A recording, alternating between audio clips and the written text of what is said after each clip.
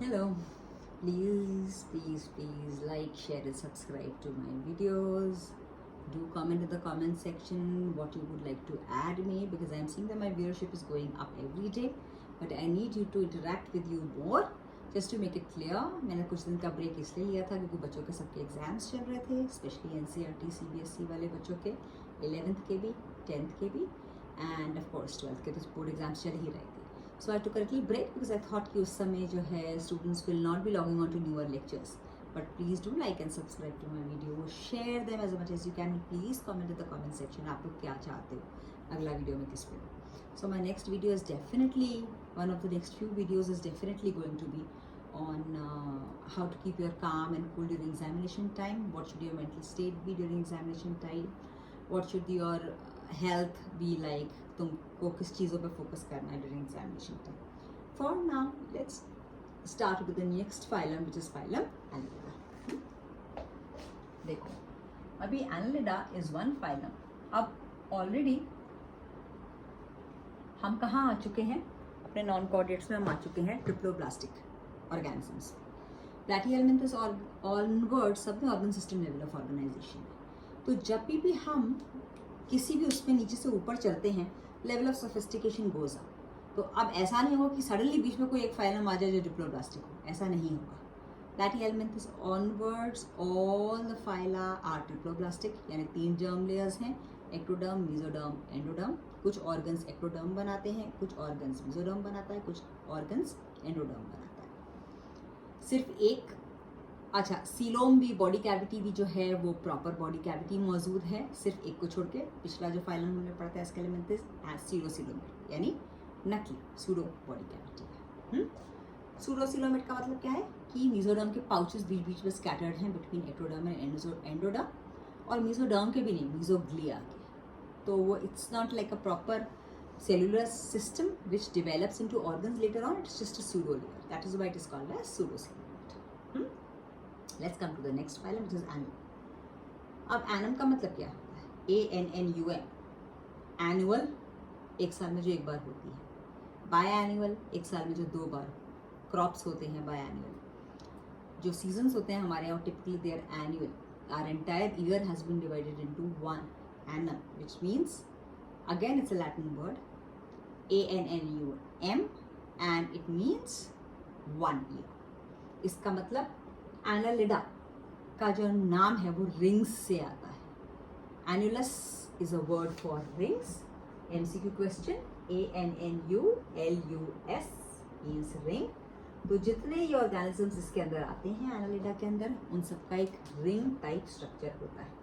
अब ये देखकर ही तुम लोग समझ जाओगे कि किसकी बात हो रही है. पहली बात तो हमने जो 6 पॉइंट्स डिस्कस किए थे, on the basis of which this segmentation और separation has been done into different phyla, उसकी बेसिस में एक था metameric segmentation of the body, जिसमें बॉडी जो है वो मेटामेरिकली सेगमेंटेड है. This is one phylum which shows metameric segmentation. MCQ question very important. Annelida is one phylum which shows metamerism और the concept of metameric segmentation of the body. इसका मतलब जो body है वो ऐसे ऐसे रिंग्स में सेगमेंटेड है, और कुछ ऑर्गन्स ऐसे हैं जो हर इस रिंग के अंदर एक एक में रिपीट होते हैं. ये बात एक बड़ी तुम्हें सरप्राइजिंग लगेगी.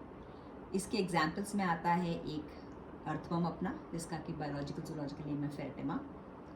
एक आता है अपना लीचेस भी.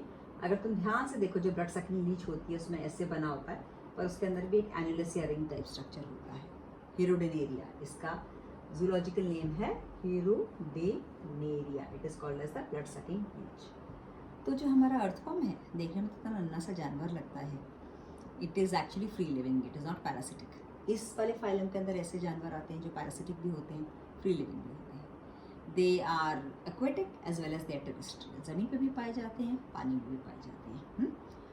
और ये जो है हमारा अर्थवर्म जो है, उसके अंदर, उसके हर सेगमेंट के अंदर कुछ ऐसे ऑर्गन्स हैं जो बार बार रिपीट होते हैं. This is the surprising part. तो मेटामेरिक सेगमेंटेशन यानी the body is divided into segmented into different rings.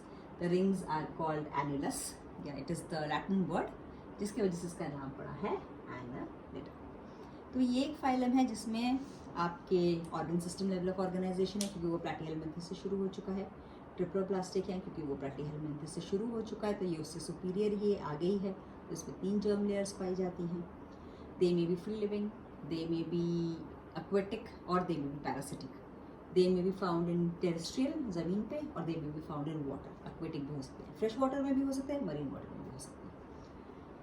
जो ब्लड सकिंग लीच है ये तो है तो free living, but its mode of nutrition is parasitic, यानी खाना खाने के लिए it's not an endoparasite, so it is categorized in a category which is called as ectoparasite. Ecto यानी बाहर, एंडो यानी अंदर।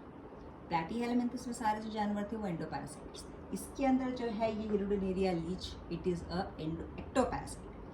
टिपिकली तुम्हें कैटल, गाय भैंसों के ऊपर चिपकी हुई मिल जाएगी, हमारे ऊपर अगर लीच आ जाएगी तो हमारे शरीर पर चिपक जाएगी, because it is its role, it gets its nutrition from blood sucking. इन जानवरों के अंदर सर्कुलेटरी सिस्टम इज क्लोज्ड, यानी बंद है सर्कुलेटरी सिस्टम। इसका मतलब जो खून है जो सर्कुलेशन हो रहा है वो बंद नलियों के अंदर हो रहा है, that is called as a close circulatory system. Open circulatory system में क्या होता है कि खून जो है वो साइनसेस में फ्लो करता है, it is not flowing through proper blood vessels but it is flowing through open sinuses, that is called as an open circulatory system. Annelids के अंदर होता है close circulatory system because blood is flowing through proper blood vessels. They have got a neural system as well, which consists of 2 pairs of ganglia. Ganglia मतलब a collection of छोटी छोटी nerve cells is called as a ganglia, और ये ganglia पूरी body की length में ऊपर से नीचे तक पास ऑन होते हैं और हर सेगमेंट पे सप्लाई करते हैं। एक छोटी सी वेंट्रल नर्व कॉर्ड होती है। अब हमारे शरीर में जो नर्वस सिस्टम या जो नर्व कॉर्ड है एक कनेक्शन, वो डॉर्सल साइड में बॉडी की, जिस called as a spinal cord. इनके अंदर the nerve cord is present on the ventral side of the body. Circulatory system इनका क्लोज्ड है, डाइजेस्टिव सिस्टम इज कंप्लीट, एक माउथ होता है, एक एनस होता है, और इनके अंदर फर्टिलाइजेशन जो होता है, इनमें कुछ फॉर्म्स जो हैं वो मोनोएशियस होते हैं, कुछ फॉर्म्स डायोशियस होते हैं। इसका मतलब किसी किसी में आपको मेल और फीमेल सेक्सेस सेपरेट होती हैं और किसी किसी के अंदर मेल और फीमेल सेक्सेस जो होती हैं वो एक ही ऑर्गेनिज्म के अंदर होती हैं। सो जिसमें मेल और फीमेल दोनों एक ही ऑर्गेनिज्म के अंदर होती हैं, sexes are not separate, they are called as monoecious. जिनमें सेक्सेस सेपरेट होती हैं, अलग अलग होती हैं, they are called as dioecious organisms. Yes, तो एनसीईआरटी की किताब में एग्जाम्पल्स आपने लिख लिया, Pheretima which is earthworm, Nereis, blood sucking leech. Yes, अच्छा, एक खास बात ये होती है इनके अंदर कि इनके अंदर ये जो जैसे चलता है अर्थवर्म, तुम ध्यान से देखो, उसमें लॉन्जिट्यूडनल मसल्स भी हैं लंबाई में और सर्कुलर मसल्स भी हैं, और दोनों की मदद से वो आगे मूव करता है।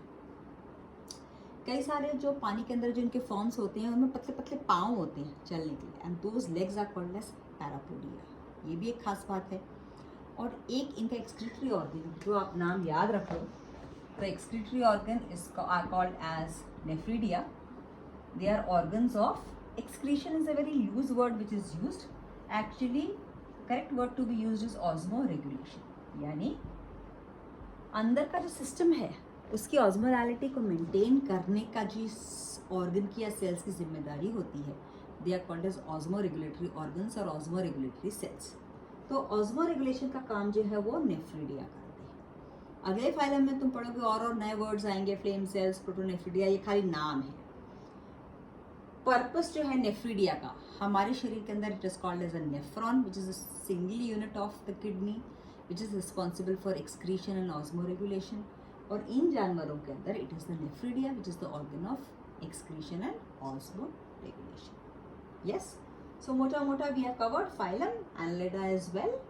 Remember these points: organ system level of organization, triploblastic, the body is coelomate, it consists of a proper coelom, and the body is divided into different rings, that is why the name is annelida.